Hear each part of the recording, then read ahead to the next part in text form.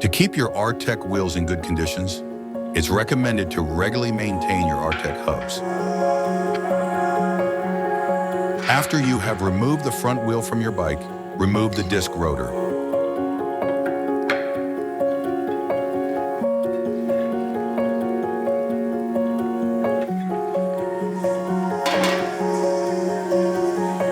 Next, remove the end cap from the non-drive side and then pull the axle from the drive side.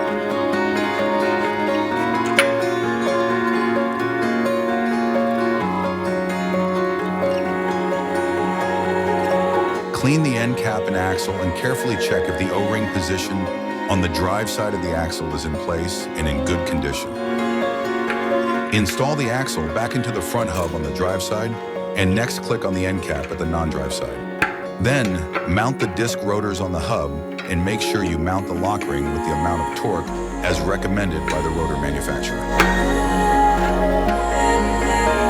After you have removed the rear wheel of your bike, remove the disc rotor and free hub body. To remove the free hub body from the hub, there is no need to disassemble the cassette from the free hub body. After the free hub body with cassette has been removed, you are able to remove the ratchets, spring, distance bush, and axle.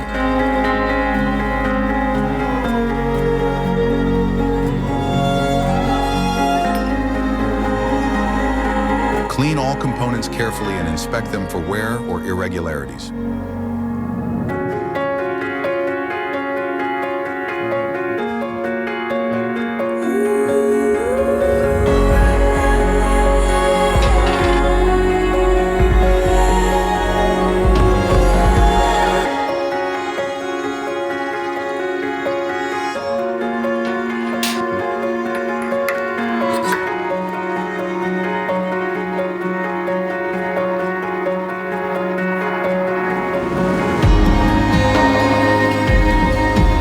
Before reinstalling the components properly, grease the outside and face tooth area of the ratchets with the official scope engagement grease.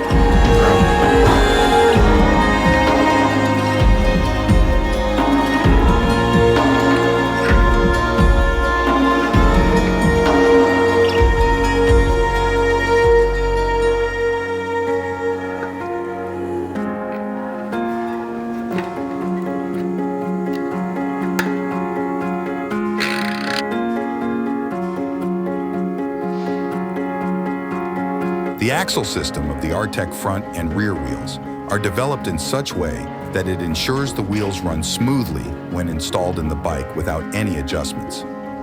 Since the through axles have a significant clamping force, which could result in a tension on the bearings, the Artech hubs are designed with an intentional buffer.